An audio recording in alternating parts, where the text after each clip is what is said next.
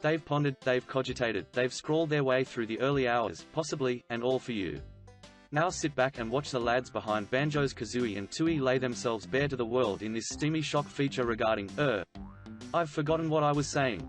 Here's the answers to your questions, anyway. Normally I only ask the team to do 20 or so, but seeing as a whole stack of them came back this time, I thought I may as well give you the lot. I know it's kind of early, but will there be some sort of multiplayer mode? That is something that Banjo-Kazooie lacked last year, although it was a really tight-ass game.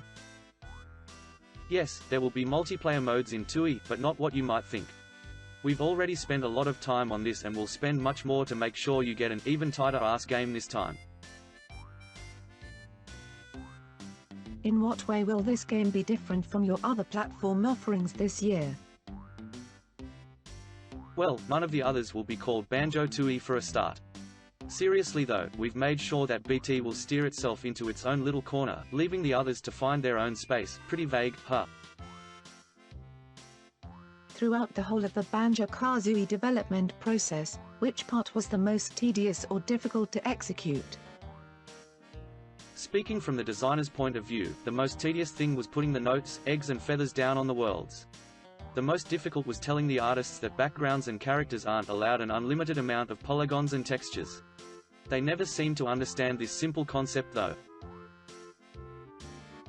Will there be new characters, and will any more characters be playable? Yes, and yes. There'll be plenty of old favorites, a heap of new ones, several redundancies for the lesser-liked characters and even the odd extra controllable character if you're lucky. See how generous we are? Will the composer of the Banjo-Kazooie music be the same for Banjo-Tooie?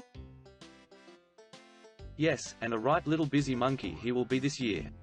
You'll also be able to hear his work in Donkey Kong whatever we call it 64 and Perfect Dark. I see that certain features of Banjo-Kazooie can only be accessed by owning playing, I'm not sure which. Banjo-Tooie, why did you do it? Surely people won't want to go back to Banjo-Kazooie after playing the sequel. Ugh, you obviously haven't read the Banjo-Kazooie rumor mill yet, have you? Basically, there will be events that happen in Tooie which will enable you to gain access to the secrets in Kazooie. These secrets can then be used in Tooie. Were you consciously trying to one-up Mario 64 with BK? Mario 64 has a snowman level, so you make a bigger snowman level. Mario 64 has submarine level, BK has a giant mechanical whale. Mario 64 has an Egyptian level with one pyramid, BK has an Egyptian level with several pyramids. That's right. Banjo once had a bigger moustache than Mario, wore brighter colored overalls, and the game was originally called Really Super Duper Mario 64. Will the characters be able to separate? Kazooie claims that as she was the star of BK, she is entitled to at least a few abilities of her own, if not a whole game. Banjo and the others disagree, but that bird has got a real loud mouth and won't take no for an answer. What areas are your favorite and most proud of? I quite liked the quizboard, as it was a bit wacky and mushroomed from a really small idea into something quite important. I read in an earlier Nintendo magazine in Australia that there were 16 worlds in Banjo-Kazooie, Fungus Forest, Mount Fire Eye, etc., but there are only 9 now. Did you get rid of them, or did you add them to Banjo-Tooie? The original plan was to have 16 worlds, but we'd still be working on them now if we had tried to do them all. Consequently, some worlds were merged together and used on BK, whereas others have provided inspiration for some of BT's worlds. One question, are you going to be able to wow us post-Zelda? We'd like to think so. Only you will be able to answer that. I was wondering, since you announced the existence of Banjo-Tooie in the ending of BK, and several aspects of the sequel existed in the first game, the Ice Key, Sharkfoot Island, etc., has your freedom of development been limited by these stones already set in place in any way, or was the game already well underway at that point? Nothing that was in BK has limited our freedom in BT. Some ideas for BT existed towards the end of BK's development, and the secrets were added in a way that we could access them cleverly. Hee just you wait, from BT. How come Naughty was a baddie in Donkey Kong Country and is now a goodie in BK? And how come, when Mumbo shows you his secret pictures, Bowser is not in his cave when Banjo goes to collect the ice key? Several of the BK team were at the heart of the DKC team, hence the Naughty connection. Part of our fun is seeing how we can sneak references or characters from older games into new games and then seeing if people notice. This tradition will continue on into BT, so keep your eyes peeled, especially for an appearance by one of our veteran heroes. Even Watsa didn't want to wait in the cave until we had finished making BT, so he left in a huff. In Mad Monster Mansion, there is a room with 2 pictures. One of Gruntilda, and one of this evil pirate bloke. What I want to know is, will he be the next villain to face BK? Or is he somehow in league with Grunty? Is he mates with BK? Or is including his picture just arsing with my mind? Well spotted, sir. The evil pirate bloke has a mission and purpose all of his own, but this is neither the time nor place to reveal even the merest hint. You might learn more from a certain tavern in the near future. Will Banjo-tooie use the 4 MB expansion pack? At this point we haven't decided one way or the other. Another poor answer, I'm afraid. It's probably a bit early to ask, but what's the basic storyline for BT? Tell me that there's no one to rescue, and that it's not situated on a tropical island like a certain racing game. Your luck's out, I'm afraid. It's a race to rescue a tropical island. Or maybe not. Perhaps you'd like to create your own story?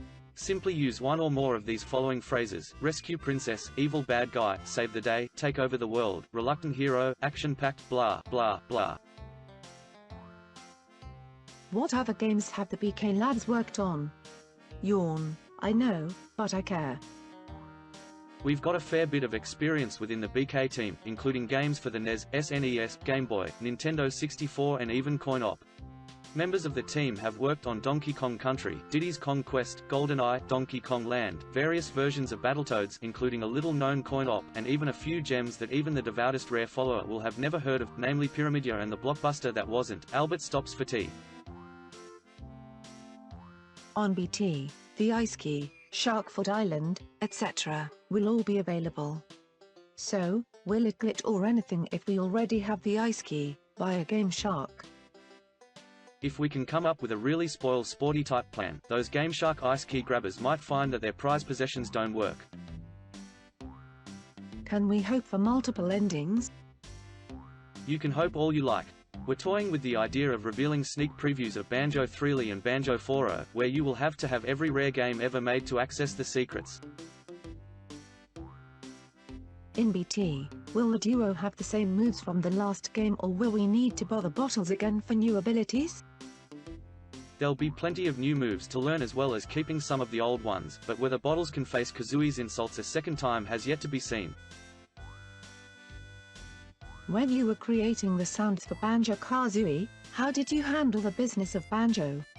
Did you put out an advertisement in the local paper for voice actors, or did you just collar some innocent employee and say this is now part of your job requirement?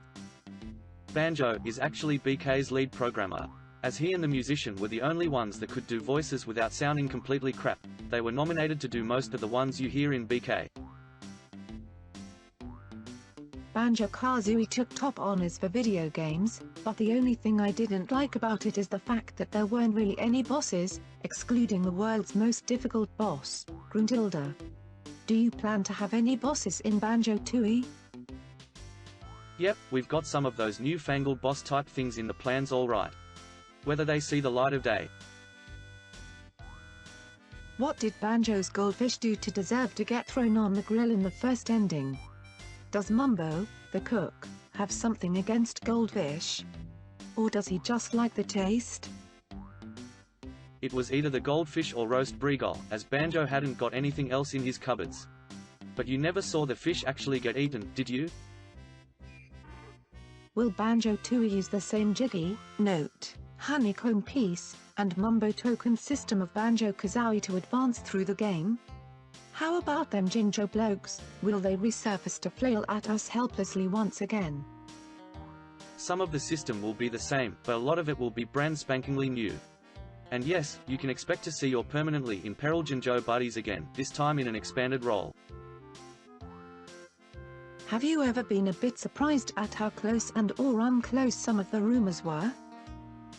Some of the rumors were fairly close, but most of the suggestions on how to find the Ice Key, Shark Food Island, secret eggs, etc. were so amusingly inaccurate it kept us entertained for quite a while. Will Banjo actually regain his English-speaking abilities? He said. I'm Banjo. In DK, yet he said nothing in Banjo-Kazooie. Will he speak in Banjo-tooie? If he does speak in Banjo-tooie, can he have a Somerset accent? That would be really funny. Banjo is currently practicing his speech, having been informed that just isn't good enough. You'll have to wait to hear the results, or lack of them.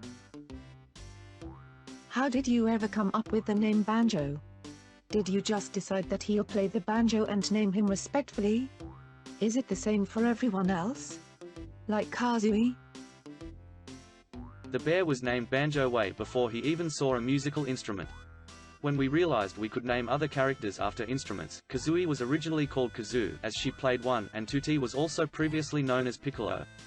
Then Mr. Trademark stepped in and we had to make a few reluctant changes. Mumbo Jumbo has a voodoo magic connection and Gruntilda just sounded horrible. Why is Banjo-Kazooie gay? Because he's happy and carefree. Will mad cow disease at all affect the release date of Banjo-tooie?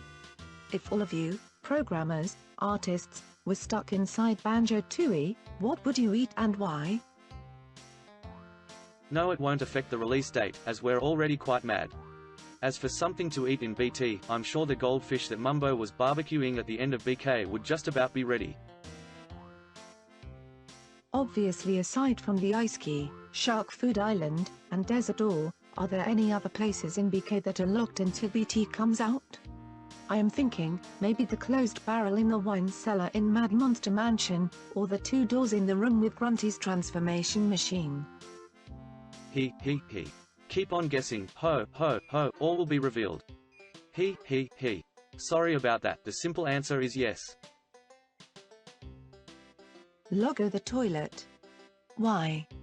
Is this in some way related to a seriously traumatic bug-related incident early in the lives of the developers?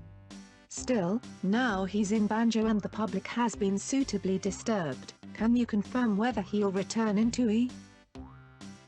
Toilets are very important in everyday life, so it was about time one made an appearance in a game. Logo has already threatened to flush himself until he's sick if he doesn't get a part in the next game. Do you ever get annoyed that you could work forever and make the game as good as you possibly can, yet Edge will still say the 3D camera system sucks and that Mario 64 is better? Everyone is entitled to their opinion. We always take note of valid criticism, and will try our utmost to make BT even more successful than BK has been. I would like to know how much the game is completed yet. Also, could you tell me when did you first start to work on Banjo-tooie? I'm not going to guess at a percentage, as it will be printed all over the place. How about some, or less than all of it? As for when BT was started, about June to August '98 for most of the team. How many people are on the Banjo-tooie team? Who's got the hardest job? There are currently 13 people on BT, 6 software engineers, 4 artists, 2 designers and a musician. I've got the hardest job, as I've had to answer all these questions as wittily as possible, without revealing too much about the game. Thanks for watching guys, come back shortly for a new video, and don't forget to subscribe.